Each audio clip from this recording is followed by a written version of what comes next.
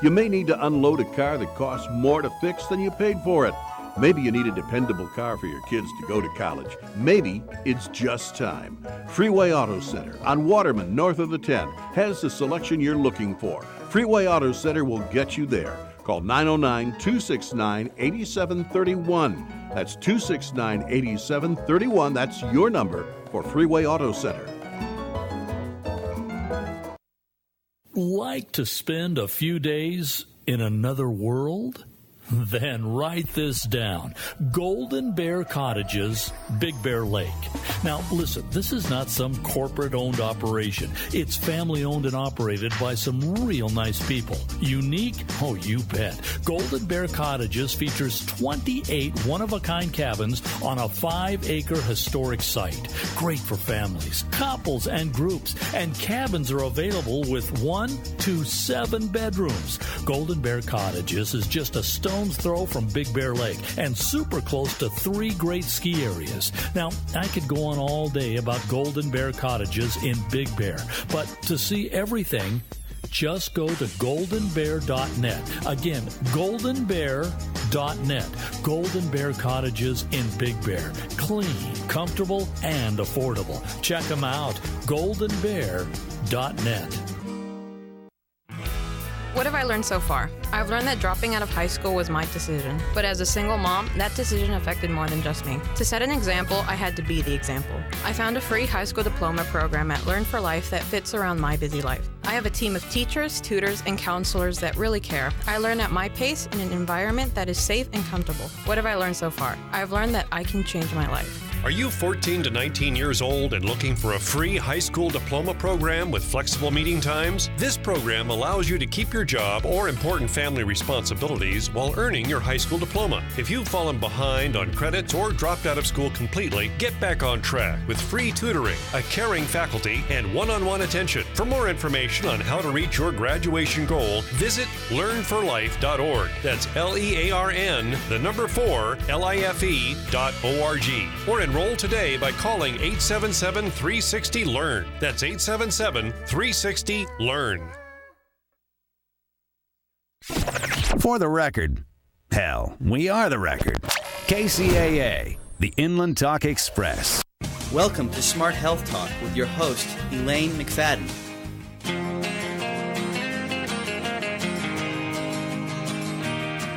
Take a walk on the wild side. Will the birds and the bees survive?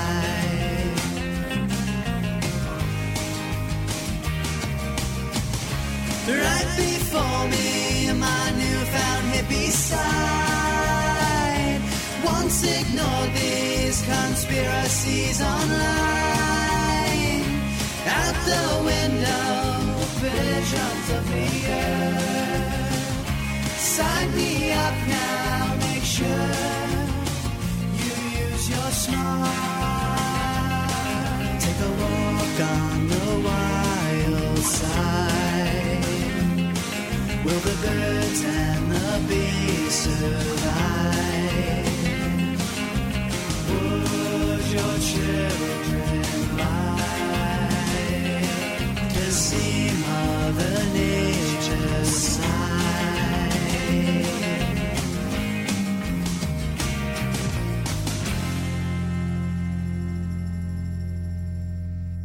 Welcome to Smart Health Talk with your host, Elaine McFadden. Welcome, everyone, to Smart Health Talk radio show. Hey, if you're listening to me, then you're at the place to be. How about that? Yeah. I tell you, we got a show lined up for you, and it's going to be great. I am so excited about our guest today from the American Cancer Society. That's right. He's here to give us some really important information. This guy is so well qualified to educate us today on some of the topics I wanted to discuss, which, first of all, is a big, well, when the World Health Organization comes out and says that we think the most used pesticide in the world is cancer causing, or probably could cause cancer if you want to be more technical, kind of everyone has to kind of stop and go, what? What did they just say? Should we be listening to this? Is this important? And I can't wait to find out what Dr. Kenneth Portier's opinion is on all of this. And so we're going to be going over some different questions with him and finding out what he has to say. And to me, this is like really important because he is with the American Cancer Society. And of course, this is it's probably, I would guess, like an international organization that we really look to for guidance on these kind of things. And so it'll be really interesting to hear what he has to say. And of course, Halloween is coming up here this weekend, and we have so many great ideas on our website, smarthealthtalk.com. If you want to try and make this a organic Halloween, I tell you, we have all these great ideas, little tiny mini organic chocolates, from that to Yummy Earth organic lollipops, just like some nice little hard candy. Remember those old kind of root beer hard candies?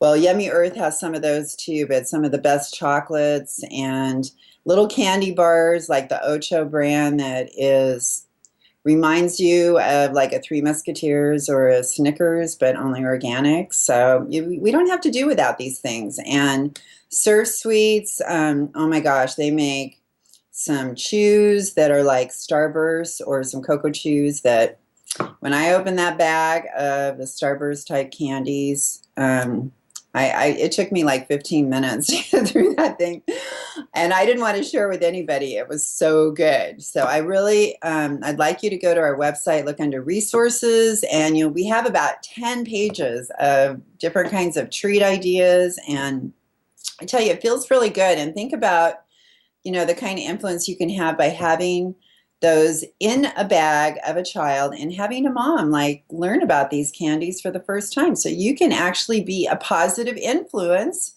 And of course, organic candies have no GMOs, no pesticides, no chemicals. They're not substituting real ingredients for fake ingredients, which you see in a lot of gummies, but like Tasty Brand, which is one of our very favorites, I have compared their ingredients to like a Kellogg's type product with Spider-Man on the front. And there is no comparison because I'm just looking at a long list of words that I don't even know what the heck they are versus Tasty Brand. I can definitely tell you what those ingredients are. And they're even like in Target. And I know that Costco carries a lot of things, or like a local store like our Clark's Nutrition here. Those are the kind of places that you can find these besides, the big stores that maybe you've heard of like Whole Foods. So anyway, I just want to encourage everyone to try to make this an organic Halloween. And we have been having a Twitter storm about the TPP, which there's a lot of things that we worry about with the TPP that could actually compromise the integrity of the safety of our food, something that we've worked really hard for. And we've had experts on our show, and under our resources column, we have a great interview about the TPP there if you'd like to learn more, or join us on Twitter for the Twitter storm that's been going on here for about the past hour. Okay. Well, I really want to get to our guest because he's calling us all the way from back east. It's like 10 o'clock back there, and that's pretty nice of him to be calling in at 10 o'clock and joining us today. And I want to get right to it because we got some great questions for him, and I think we're all going to learn a lot. So please stay with us. And if you want to watch us on Ustream, where I am calling in on Ustream right here, hey, everybody, I have a few things I'm going to show you, probably a little bit during the show, as well as my kombucha, which I guess I said the word wrong last week, and this is actually kombucha tea, and you make it with a SCOBY, which is a bacterial type of kind of round patty kind of thing that you put in water with sugar, not water, but water, tea, and sugar. And it makes a great bacterial drink that help heal some of the problems that we're having with our digestive systems from eating all of these pesticides. They're killing our good bacteria. But what's interesting is they're actually trying to take this off the shelf because they say it has too much alcohol in it. So I don't know. I've never really got a buzz off of it. But if I start giggling a lot while I'm drinking my kombucha here, you know why. I really can't understand that. It's such a great a drink to have. I could consider it a food too, because it is so satisfying and it gives you so much. But I can't understand why they would want to take that off the shelf. It's something I want to look into a little bit more. But first, I just want to get right to it. I want to welcome our guest, Dr. Kenneth Portier, and I hope I said that right. Did I say it right? Oh, close enough. It's Portier. Portier. Okay, you can tell. Is that French? South Louisiana. Oh, okay. So like French. It's kind of because you're from Louisiana that there were like some, French people there back from when they immigrated in, and so you probably have descendants that go way back, huh? Oh, into the mid 1700s. Last time I checked. See, I just knew that. Well, I tell you, I'm reading about you. How would you prefer that I call you? Ken. Okay, Ken. We'll just be calling you Ken today, and but this is Dr. Kenneth Portier, excuse me, and he's the Vice President of Statistics and Evaluation Center at the American Cancer Society Corporate Center in Atlanta, Georgia. That's right, down in Atlanta. Is that where you live, in Atlanta? Yeah, today rainy Atlanta, but it's I live in the city. It's a nice place. I've been to Atlanta. And I went to a really great Greek place, and I am trying to remember the name of that Greek place, but oh gosh, and the people in Atlanta are just so special. They're just so friendly, and I love them. I had a great time in Atlanta, and it's a beautiful city. And boy, you've just got a bio here about a mile long. I tell you, you've done a lot in your lifetime. Affiliate professor of biostatistics at the School of Public Health, and being a public health person myself, I thought, oh, that's something we have in common. I started out in my training in North Carolina in the School of Public Health, and I've been in the area of public health and environment and environmental health and agriculture, and I'm hoping I'll be able to answer your questions about the glyphosate and the IARC report, because I've been involved in a lot of these kinds of things. Well, I'm hoping too, because I know this is like a complicated issue. There's so many things that went on with this pesticide, and when we look at the magnitude of the use of this pesticide. And I remember, because as much as I hate to admit it, I was selling organic produce like a while back. It was over 35 years ago. And that's when I first started learning about pesticides on food. And for me, it just didn't make sense, because I was raised where my grandmother had a farm. And, she put her coffee grounds out there and all this stuff from her kitchen. And they really weren't out there spraying a lot of pesticides on things. And I just know how good that food was. That was like, so that's why when I started going and selling produce, I could tell that there was a difference. And some people try to say, oh, organic doesn't taste the same. But I used to actually go to the farm and get fresh produce right from the farmer. And then I went to downtown San Diego, and I'd pick up produce from there. And I'm sorry, but there really was a difference in my opinion. And I want the best, man. I want something that like tastes good. I know what a real good peach tastes like. And that's supposed to be something that they know back in Atlanta too, right? They have a few good peaches here, that's for sure. Yeah, but unfortunately, I don't think very many of them are grown organically. I know. That's what the shift has been, and that's really a shame, because if you've ever had that perfect peach, that it has a certain texture to it. You bite into it, the juice like kind of drips down your face, and it's when I started reading more about it, there actually is there is like a reason that a peach can have a certain texture, because if you have really healthy soil, you can build the cellular walls inside the peach stronger so that it doesn't have the pithy taste as much, and it has that taste of the perfect peach. And once people have that, they always remember it. And I think, you strive to find that peach again. You're hoping every peach that you buy and bite into is that peach that you remember. And I want our kids, I want people to be able to have access to that kind of food again. And I feel like when I go to the farmer's market, I find food like that. And I can tell that it's fresh. And I feel like there's a lot we don't know about food as well.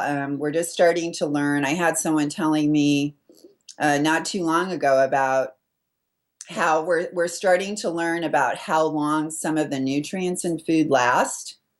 Because some of them are more vulnerable than others, right? Like the nutrients in food. Storage and transportation, absolutely. Yeah, and so when you eat something like right after it's picked versus, being transported across the country, stored in a controlled refrigeration unit, for who knows, it could be weeks, it could be months even. There's no way that it has that same taste, and probably not the same amount of enzymes and antioxidants and nutrients in there like vitamin C. And so that's what I'm going for. I want, as you get older, you only get so many calories. And, or you gain weight real easy. And so I want all those calories to count, as far as like, I want to get as much nutrition bang for my buck for every calorie that I get. And I want to be healthy. I want to live as long as I can, because I'm feeling pretty good right now. And I'm so excited to have my education. I was a late bloomer, went back, until I was like 41, 42. And so I feel like, I'm just getting started here, and I want some more time to get out there and try to make a difference in the world. And, you can't do that when you're sick. And I think that's one of the things I really look at too, from that point of view, is when, we're not getting food that has the true amount of nutrition potential that could be in there, that people are missing out on that. And therefore that could affect their health, and it could affect their risk of disease. And I don't want people to get sick if they don't have to get sick. I'm just a big believer in prevention, which I think that's probably something we have in common. Yep. So you were asking me about this WHO report on what most of your listeners probably know as Roundup, but the chemical, we call it glyphosate. And, the report that just came out basically said, glyphosate has the potential to cause cancer. And you asked me what my thoughts are about this report, and I was thinking my first thought is, well, reading these reports is an acquired taste, and I wouldn't recommend it to your book club. But there's a lot of good information in these reports, because they really review everything about this product, everything health-wise about this product. So they don't just look at cancer. But cancer is something that they're always interested in, and clearly they're a cancer agency. I mean, that's the ultimate health effect that they're concerned about. But nowadays, they also look at the potential for these chemicals to cause reproductive effects in women of childbearing age, to cause developmental effects in the developing fetus or the very young, to cause changes in the hormones in the body. These are, as you said, these reports have gotten very complicated because we know so much more about what it means to be healthy and how things can go wrong. So there's a lot more places to look for issues, for problems. And all those things that you say, Ken, are all the things from a public health standpoint that I'm passionate about. Because women, that are pregnant, and when we start increasing their risk of having a birth defect. And I used to work for WIC for a period of time, and I know that when they gave these women food, that we could lower the risk of a premature birth. And one premature birth could cost over $1 million even, just one premature birth. So it's like, why not feed all these women, some healthy food instead of having one premature birth, and preventing that one premature birth. And, the fact that we're playing Russian roulette with birth defects, and it was my understanding that pesticides in general are the number one cause of birth defects. Is that correct? Well, you have to, these federal and international agencies kind of lump a bunch of stuff under the label pesticides. So, for example, Roundup, we know, is a herbicide. It's designed to kill plants, whereas insecticides are designed to kill insects and bugs, and fungicides are supposed to kill funguses, and rodenticides kill rodents.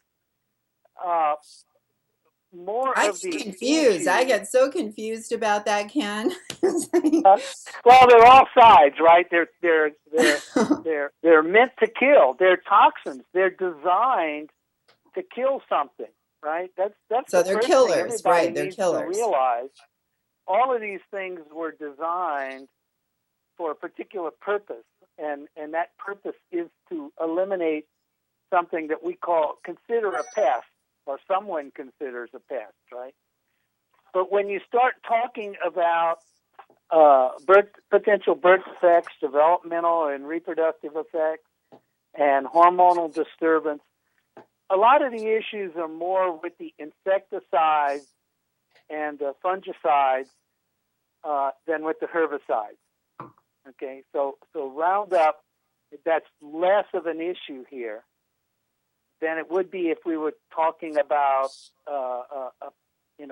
something like DDT, which is a pesticide for killing bugs. But what about if it's an endocrine disruptor, which means it messes with your hormones? Isn't that kind of a red flag right there? Well, some of these things are endocrine disruptors, and for those who might not be familiar with it, endocrine disruptors are things that might mimic a hormone in your body. So for women, that drug, when that chemical, when it gets in your body, might make your body think you have a little bit more estrogen. Or for men, it may be testosterone, or what we call androgen.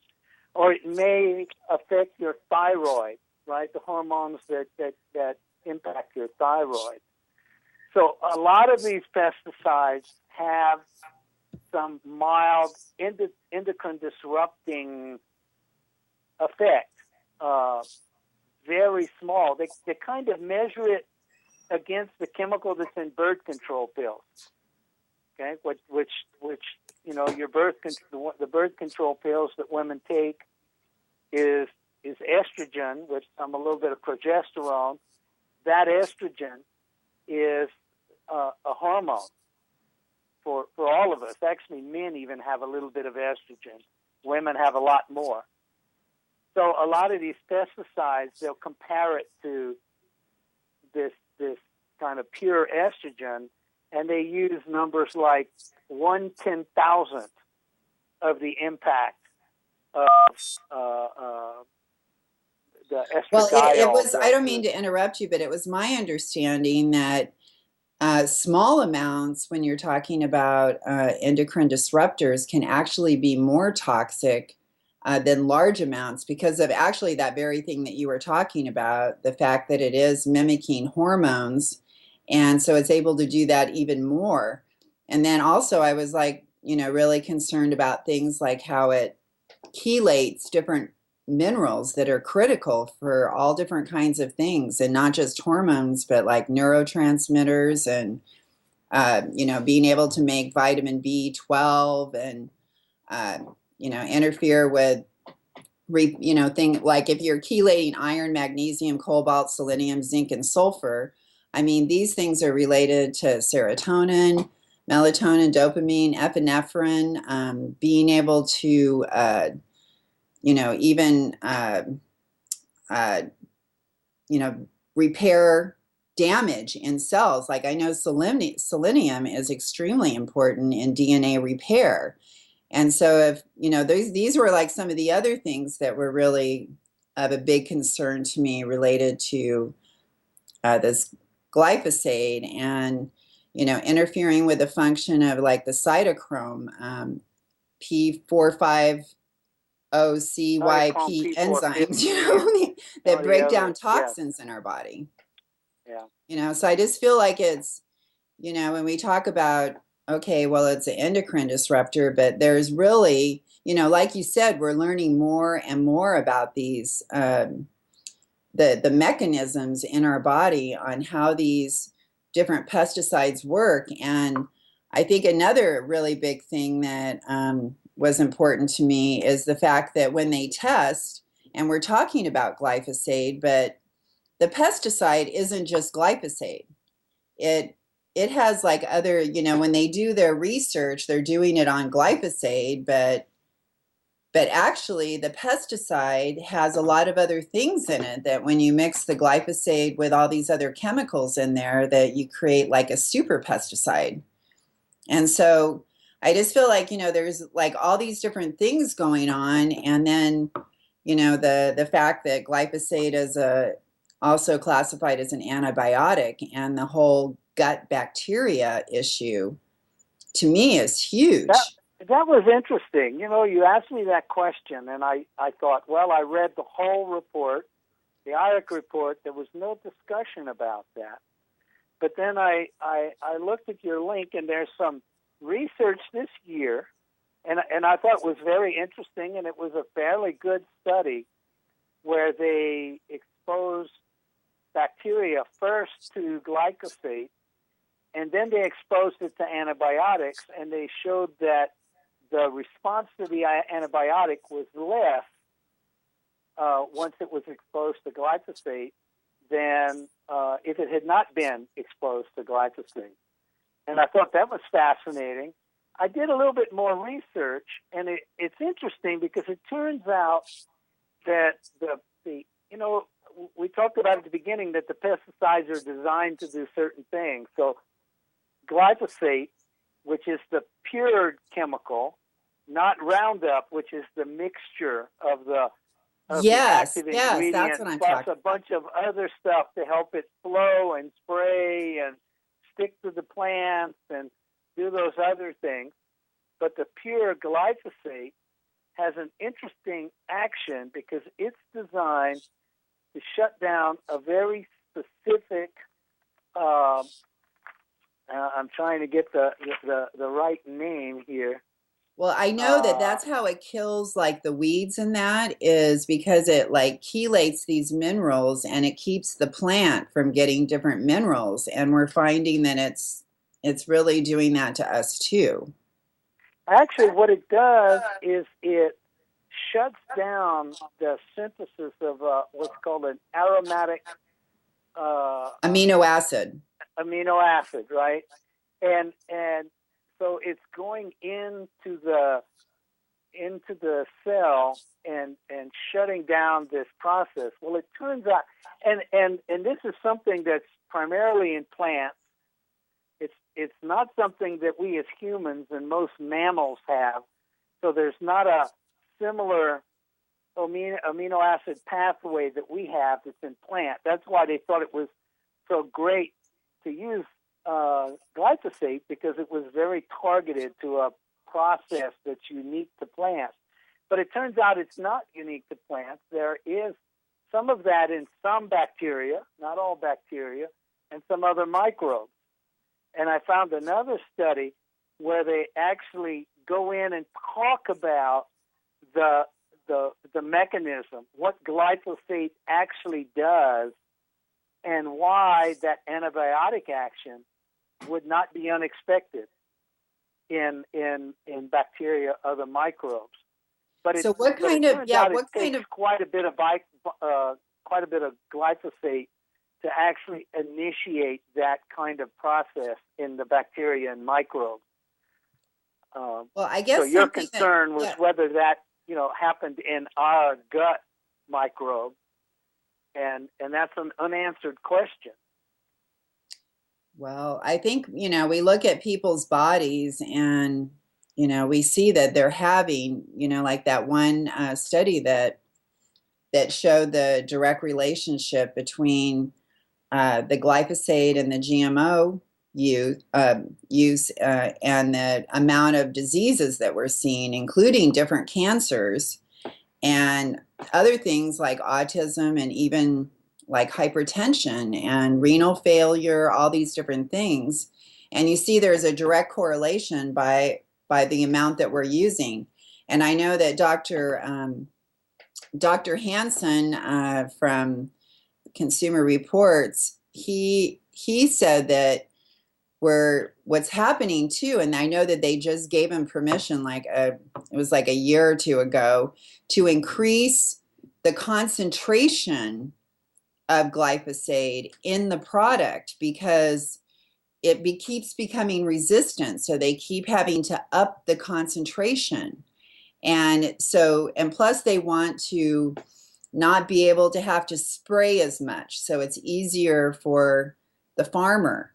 And so because of that, when we're looking even at the glyphosate that they were testing, back in the early 80s, of which, I sent you that form that was from the EPA where it said right there that they concluded it was cancer causing back then, and somehow they flipped and changed their mind on that. We're not even really talking about the same glyphosate. The glyphosate now is like many times stronger because they've allowed them to increase the toxicity many times over the years because they keep on needing a stronger version. And even now, it's starting to lose its effectiveness. So now they're coming out next year with this Endless Duo, where they're combining the glyphosate and the 2,4-D, which was the precursor to Agent Orange that they were using. And it, like I said, it may not be exactly the same as what they were using in Vietnam, but that stuff is considered one of the most toxic, herbicides or pesticides, whatever you want to call it, that we have out there. And the fact that they're making GMOs that are resistant to both these things means that they've played with the plant even more. They've tinkered with it and put these other GMOs in there. And then we're going to be spraying a mixture of these two pesticides. And, the tests that they do are like 3 months long. And that is not enough time. Even Dr. Seralini, when he did his research, he said that after 3 months, that the rats that he tested with the Roundup and the GMO corn, they looked like they were fine. There was no symptoms whatsoever. But after a year to 2 years, where he did a full 2 years there, a lot of things started changing. And those rats ended up with these gigantic tumors. And we're talking about cancer here, And these rats were exhibiting, giant tumors. So, we're looking at like 3 months worth of research, and people are not just eating this stuff for 3 months. They're eating it every day, year after year. So what are your thoughts on that? Well, you covered a lot of things. One of the misperceptions I want to clarify for you is, please, the herbicide 2,4-D is considered very safe. You can look around it. It's the other product that was in Agent Orange, which was the 2,4,5-T herbicide that has been banned in the U.S. Because to build that herbicide, it produced dioxins, as part of the production, and it was the dioxins, which are known carcinogens, known bad agents that caused them to ban the 2,4,5-T. But 2,4-D is still a very safe. It's hard to find anything about 2,4-D that's bad. 2,4,5-T is the one that was causing the problems with Agent Orange. I do remember that now. You reminded me. But I would have to say, in response to that, and I'm sorry if I'm like pushing, because I know other people out there would come up with the same argument as me, or at least, have the question. And I want your professional opinion. I want to understand this stuff, because it's my understanding that when we're talking endocrine disruptors here, we haven't really done research where we're really looking at this and on the toxicity of those, and what's really going on when exposed. And like I said, we say, oh, this is safe. Well, again, we're looking at 3-month-old studies. 3 months was the longest period that they test.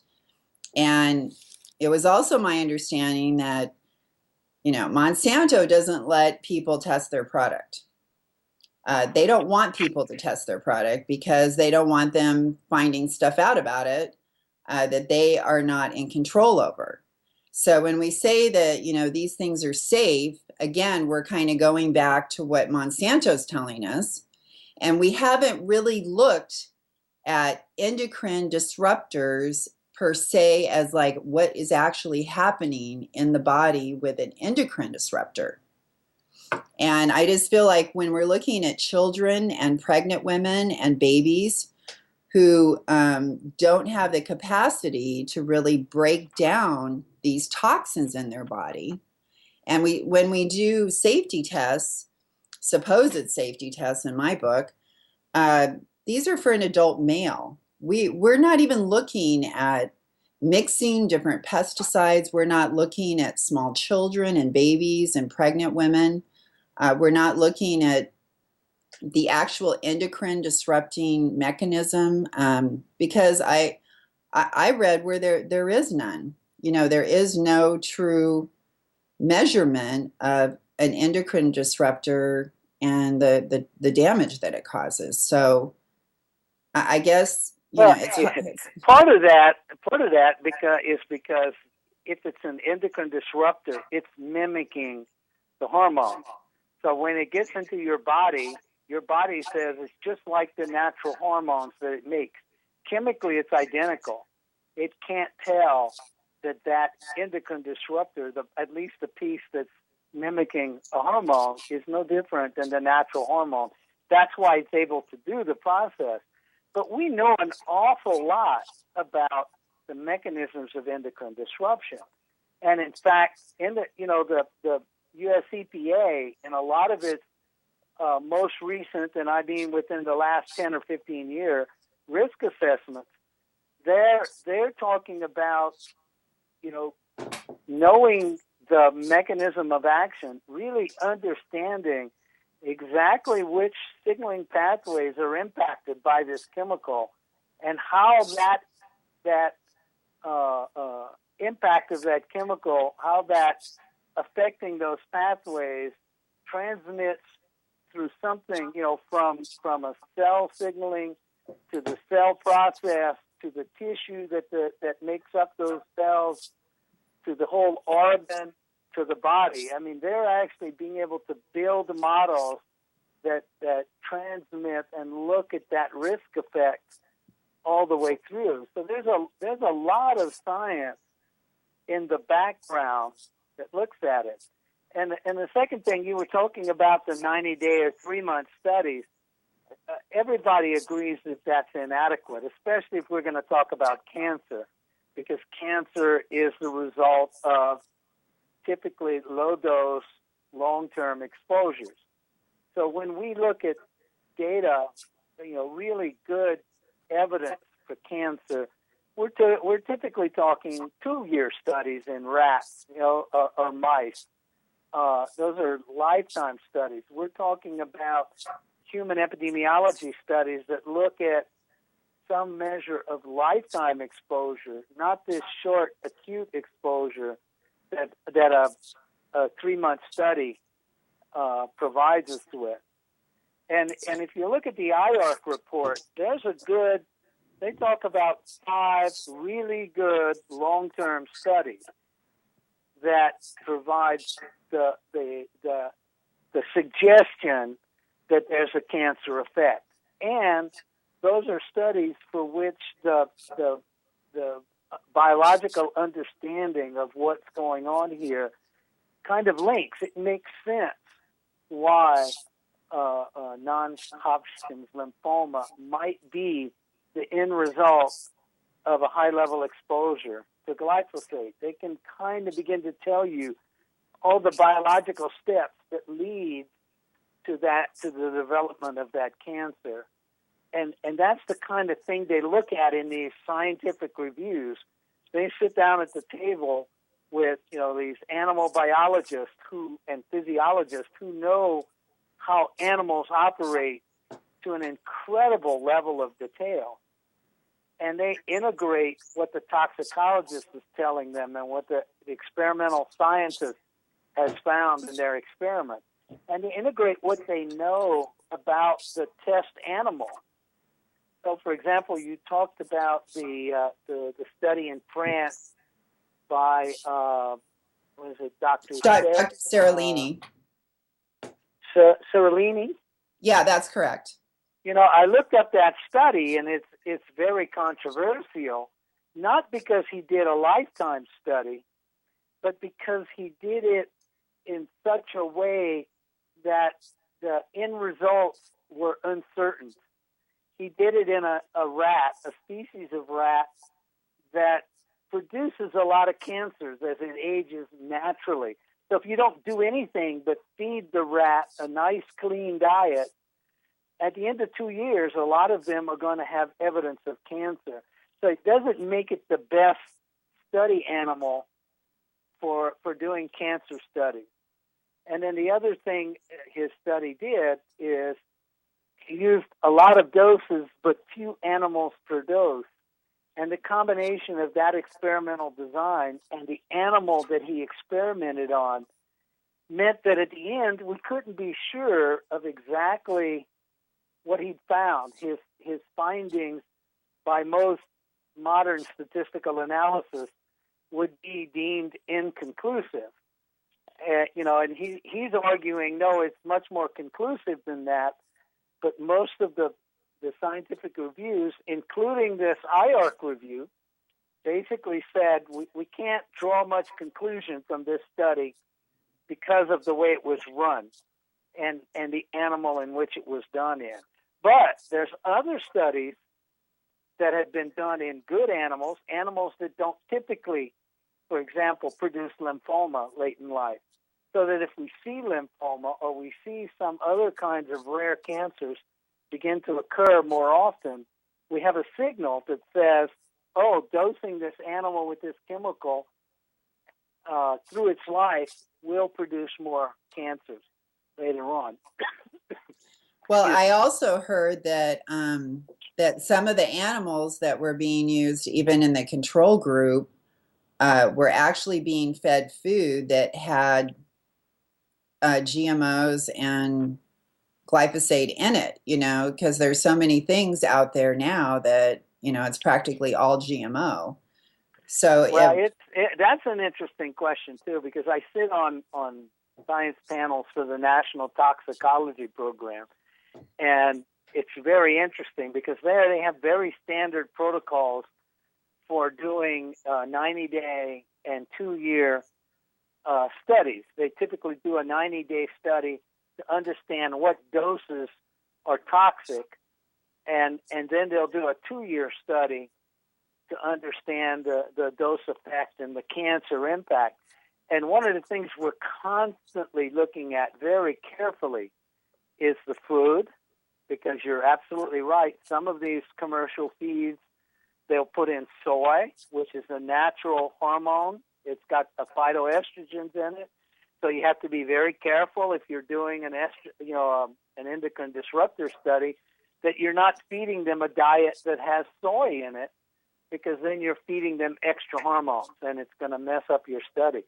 You have to be worried about the plastic that the cages that the animals are kept in, because some of them have are made or coated with a plasticizer that might bleed a little bisphenol A. And bisphenol A, we know, is an endocrine disruptor, a very mild one, but it is an endocrine disruptor. So you have to get plastic cages that don't give off bisphenol A. I mean, good scientists know this, and they're very careful in their experimental design, and they document these things when they publish their papers or publish their technical reports, so that we can go back and look at that and first say, okay, this was done well, and they took care of all the extraneous things that could kind of lead us to not be able to draw a clear conclusion at the end of the study.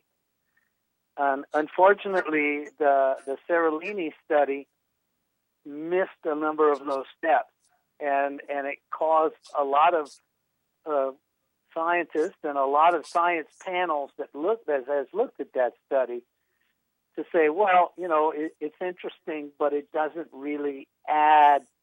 It's not confirming. It's maybe part of the evidence, but it's even not a strong part of the evidence. Because I thought after I went through another peer review process that they did agree to republish it, and that that it did get kind of the thumbs up that it was okay. But what I think, since we're running out of time, I would really like to ask you, like, what, after you did the review and all that, why do you think that the scientists from the World Health Organization felt that they needed to tell the world that? And what would your recommendation be for people that are at high risk for cancer or that want to avoid that? I mean, for myself, I choose organic food. I just feel like, why risk it? That precautionary principle type of thing. It's like, I don't even want to test to see, is that going to make me have cancer or not? I just as soon have food without all that stuff on it. And I can. So it's like, why even go there? But for what would be your recommendation? You ask a really good question.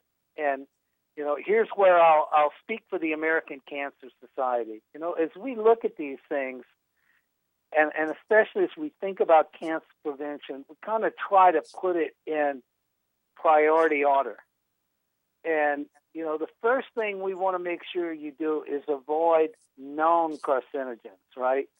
So the IR Class 1 chemicals, or the National Toxicology Program known carcinogens, those are the ones we say stay away from. And that includes a lot of the things that are in tobacco smoke and tobacco products. So right away we say, you really, step one is avoid tobacco smoke, stay out of that.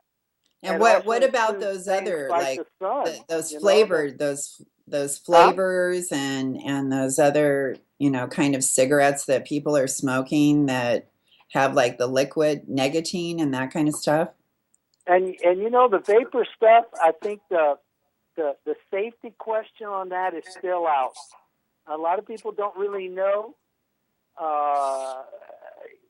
It's one of those things where, well, we know what pure nicotine does, and if what they were actually getting is just pure nicotine, then we could understand the impact. But there's some other things in that vapor fluid that concerns us. There are flavors, there's scents, there's agents that make it atomize better so that it gets deeper into your lungs. And it's like these pesticides. It maybe isn't the active ingredients, it's the stuff that surrounds the active ingredients that makes the product that concerns us, because we don't know what those are, because it's all proprietary. So, just like California's got its Prop 65 database, which I think everyone should have, because it tells people, pay attention to this. It doesn't tell you fear this or avoid this. It says pay attention.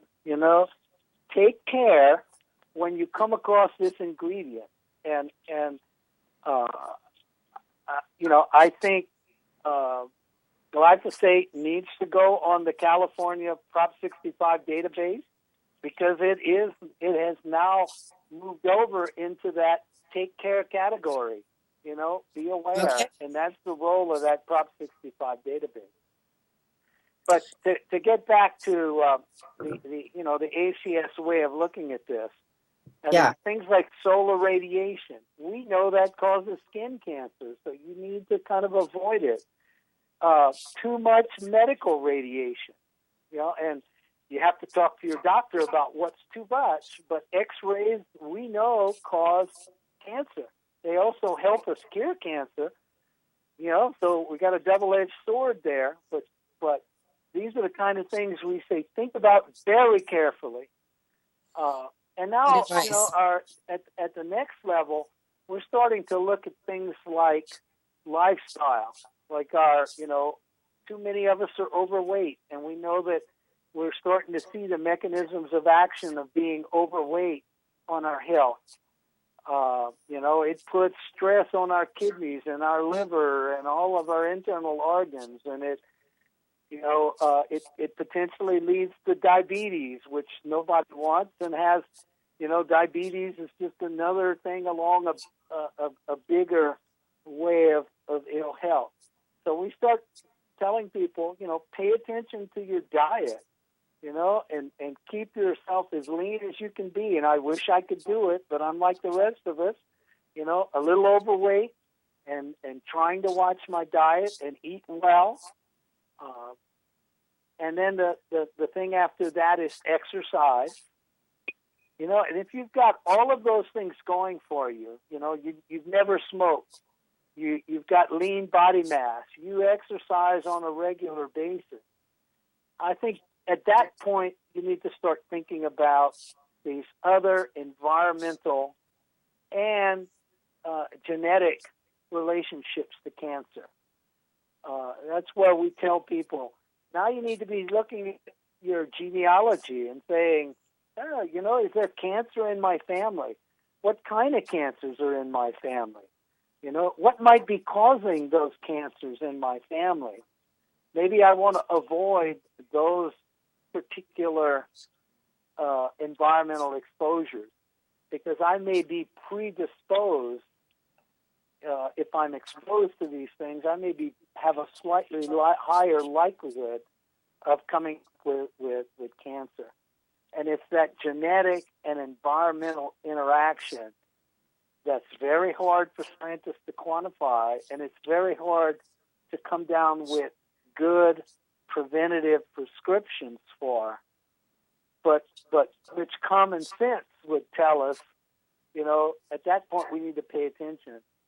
But it's, you got to get these other things, these earlier things in order, like your smoking, your body weight, your exercise. Well, I'm glad we have made some inroads with smoking. At least we have, been able to reduce that. But for me, my recommendation, I think, would be vegetables, organic vegetables. If you could have one thing, as far as your food goes, to really focus on those vegetables more than anything. Well, and I've been thinking that to me, it's reducing meats and fats, because too much of that leads to obesity. And a lot of these pesticides, herbicides, they're carried and stored in the body in fat. So if you're eating even fatty vegetables or fatty, meat, if there's pesticides around, it's likely going to be in the fat. And that's where you're getting your dose. And of course, your body is going to take up those extra calories and try to store it somewhere, And in the process, they're going to store those pesticides, at least for a little while, and that gives them time to do whatever damage they want to do. So that's great advice, personally. Ken. That's not ACS now. This is Kim speaking personally. That's what I watch. I kind of watch my fat content and try to minimize that. And I try to choose good fats, like a good, I choose organic olive oil, those kind of things. Or if I do buy meat, I buy the grass-fed organic meat, because I eat less meat and I add a bunch of vegetables and brown rice and things like that to my food. Instead of just having like pure meat in a taco, I add like a bunch of other vegetables to it. So I'm diluting the meat. And that's kind of one of my little tricks on how I do it. But I tell you, I have enjoyed this conversation so much, Ken. I hope you had a good time too.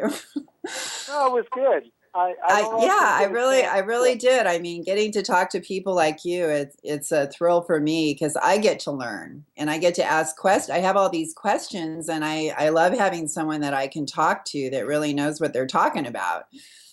And it's just been great. Elaine, these are very complicated issues, but I found a website, and I don't have anything to do with this, but there's a YouTube website called Risk Bites, RISKBITES. And I would recommend anybody to go and listen to these 5 or 6 minute little presentations on a lot of the kind of topics that we talked about here. Okay. It makes it very clear. Okay, well, I have to say goodbye, but thank you so much, Ken. Thanks for calling in this late. Okay, thank you very much. Okay, hope you'll come back. All right. Bye-bye. Bye-bye.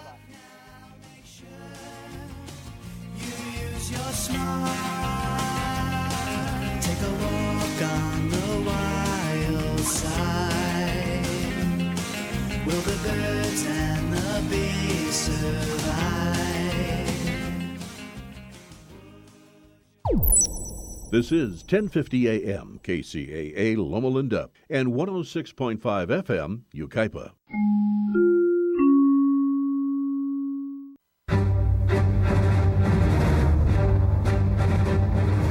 Big Brother, mainstream media, government cover-ups. You want answers? Well, so does he. He's Alex Jones on the GCN Radio Network. And now, live from Austin, Texas, Alex Jones. By the way, China's not playing games. It attacked oil refineries off the coast of Vietnam this year and last year and invaded part of Vietnam. They've actually been having a war there. The Vietnamese have beat the Chinese in about 10 different wars in the last 500 years I know of. That's why it was really stupid to go get a start. Never give up. Ever. They've been invaded so many times it'll make your head spin. It's like sticking our arm down a badger hole. China is going in there messing with the Vietnamese now, taking over oil refineries, you name it. And remember back in June, I'd forgotten about this, and Richard just reminded me, a U.S. aircraft flew over